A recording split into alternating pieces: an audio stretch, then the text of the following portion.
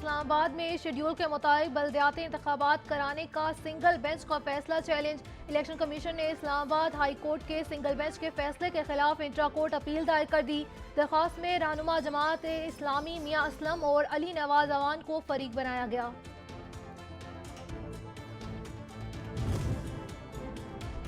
वाज़ेह जवाब सामने न आने पर यही समझा गया कि हुकूमत के पास बताने को कोई वजह नहीं। इस्लामाबाद हाई कोर्ट ने बल्दियाती इलेक्शन से मुतालिक केस का 11 सफ़ात पर मुश्तमिल फैसला जारी कर दिया।